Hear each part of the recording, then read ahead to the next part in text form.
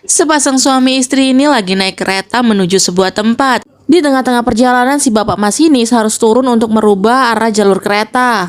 Dengan sekuat tenaga, si bapak masinis ini coba buat ngerubah jalurnya, namun ternyata keretanya malah jalan sendiri. Sepasang suami istri itu yang lagi di dalam kereta nggak sadar kalau keretanya jalan itu tanpa masinis. Setelah beberapa saat perjalanan, mereka mendengar suara tangisan bayi. Ternyata itu adalah suara bayi milik seorang penumpang yang ketinggalan di kereta. Mereka kemudian mengambilnya dan disitulah mereka baru sadar ternyata kereta yang mereka tumpangi itu tanpa masinis. Dan kereta itu melaju secepat mungkin seperti tanpa rem. Semakin lama kereta tersebut melaju semakin cepat menerobos seluruh kota tanpa bisa direm tuh guys. Sepasang suami istri itu udah coba buat ngeberhentiin kereta itu tapi tetap nggak bisa. Dan di sisi lain mereka juga harus menyelamatkan bayi tersebut. Sampai akhirnya setelah mereka terombang-ambing lama di dalam kereta, kereta tersebut mendarat di sebuah lautan dan mereka semua selamat guys. Cowok ini lagi ngajakin anjingnya jalan-jalan keliling kota nih. Awalnya semua nggak ada apa-apa dan si anjing pun kelihatannya seneng banget tuh diajakin jalan-jalan. Sampai akhirnya si anjing ini belok ke suatu gang dan ketemu sama bapak-bapak yang auranya hitam gitu. Waktu dihampiri, si bapak ini kelihatan marah banget bahkan mau mukul si anjing itu. Sampai-sampai bapak itu ngejar mereka berdua tuh dan akhirnya mereka terlibat kejar-kejaran. Dan sampai akhirnya anjing sama pemiliknya ini tiba di sebuah restoran yang semuanya berwarna pink dan lucu banget. Di sana dia ketemu sama seorang cewek pelayan restoran tersebut. Si cewek yang cantik dan anggun banget ini ngebuat si cowok itu jatuh cinta pada pandangan pertama. Tapi sayangnya si bapak dengan aura hitam itu nemuin mereka tuh guys. Dan semua tempat yang bekas bapak itu lewatin, semuanya menjadi aura yang berwarna hitam. Sampai mereka akhirnya terlibat sebuah perkelahian dan restoran itu menjadi hitam semua guys. Mereka nggak bisa ngalahin si bapak tersebut. Sampai akhirnya si bapak itu ngelepasin sebuah tembakan dan ternyata semua itu cuma mimpi guys.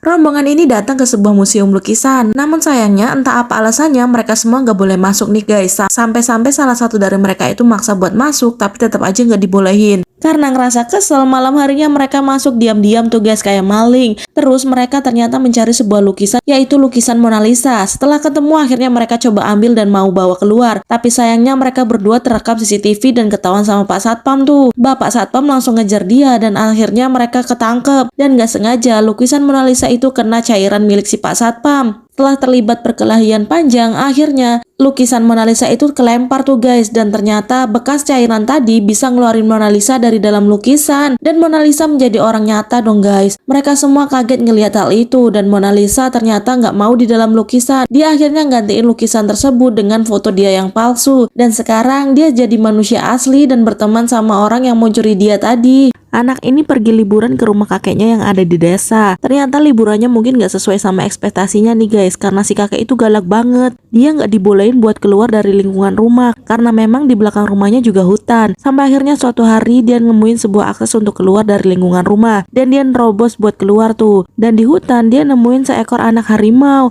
Tanpa takut dia deketin dan dia rawat sampai sekarang harimau itu udah gede banget. Mereka berdua seperti sahabat yang tak terpisahkan tuh guys. Sampai akhirnya suatu hari dia harus rela ngelepas harimau itu pergi karena ada pemburu jahat yang ngincer si harimau itu. Bahkan si harimau pun sempat hampir kena tembak. Dan akhirnya dengan terpaksa si anak itu harus nyeburin si harimau itu ke sungai supaya harimau itu mau pergi. Tapi ternyata si harimau itu balik lagi guys dan dia nyerang si pemburu tersebut. Waktu lagi nyuci piring, si nenek ini nemuin mangkoknya itu udah retak atau pecah pinggirnya gitu guys. Terus di situ dia bisa ngelihat pantulan wajah dia. Abis itu dia langsung nyiapin makanan buat si kakek nih. Meskipun tahu itu pecah, dia pakai mangkok itu buat nyiapin sop buat si kakek. Dan ketika lagi makan, si kakek nggak sengaja tuh nyenggol mangkok yang isinya sup. Dan tiba-tiba si nenek ini marah-marah nggak jelas gitu guys. Dia merepet terus dan marah-marah terus sama si kakek. Sampai si kakek padahal udah minta maaf tapi si nenek ini tetap aja marah-marah. Sampai akhirnya si kakek udah nggak tahan. Dan ternyata si kakek juga punya penyakit jantung guys. Karena ngelihat si nenek yang marah-marah terus dan nggak mau berhenti, akhirnya si kakek ini kena serangan jantung dan meninggal guys. Akhirnya di sini nenek itu nyesel guys karena sebenarnya itu hal sepele dan gak perlu dia marah-marah seperti itu. Dan akhirnya sekarang dia udah kehilangan kakek dan gak punya siapa-siapa lagi tuh guys. Si ibu lagi nyiapin bekal buat anaknya yang mau berangkat sekolah. Karena gak punya waktu banyak, dia cuman ngasih bekal roti nih buat anaknya. Terus pas sampai di sekolah dia gak sabar buat jam istirahat dan makan bekal yang dia punya.